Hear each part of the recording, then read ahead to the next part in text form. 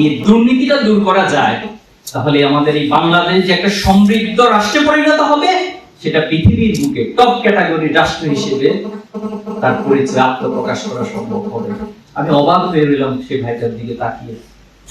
আমি একটি বিশ্ববিদ্যালয়ে পড়েছি, আমার সাথে এরকম অসংখ্য বিশ্ববিদ্যালয়ের শিক্ষকদের সাথে যোগাযোগ, অসংখ্য প্রশাসনের ভাইদের সাথে যোগাযোগ, যারা এই রাষ্ট্রকে পরিচালনা করছে দিনের পর দিন, আজকেও পরিচালনা করছে, সামনেও করবে।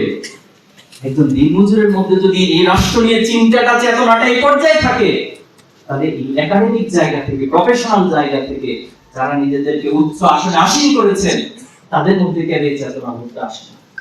আল্লাহ তাআলা ছাত্রদের কোটা বিরোধী আন্দোলনের মাধ্যমে, বৈষম্য বিরোধী ছাত্র আন্দোলনের মাধ্যমে একটি বিজয়ের সূচনা করে দিয়েছেন। একটি মুক্ত স্বাধীন দেশ আমাদেরকে উপহার দিয়েছেন। আমাদের সকল প্রকার স্বাধীনতা তারা কেড়ে নিয়েছিল। এই 15-16 বছরে এমন কোন কাজ ছিল না যে কাজের মাধ্যমে আমাদের সকল ক্ষেত্রে স্বাধীনতাকে কেড়ে নেয় নাই। আমাদের শেষ আশ্রয়টুকু পর্যন্ত আমরা আদালতের যে আশ্রয় নিতাম, সেই আদালতকে, সেই বিচার ব্যবস্থাকে শেখ হাসিনার সেই স্বৈরাচারী শাসক আস্তে পিষ্টে বেঁধে ব্যবহার করেছিল। বিসমিল্লাহির রহমানির রহিম।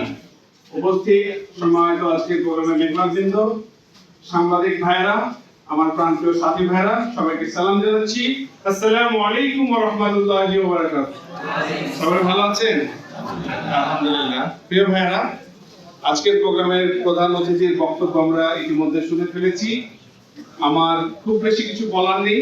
আশা করব এখানে যে সকল সাথী ভাইরা রয়েছেন, তারা যেন প্রধান অতিথির বক্তব্য থেকে শিক্ষা নিয়ে নিজেদের জীবনে বাস্তবায়ন করতে পারে ইনশাআল্লাহ।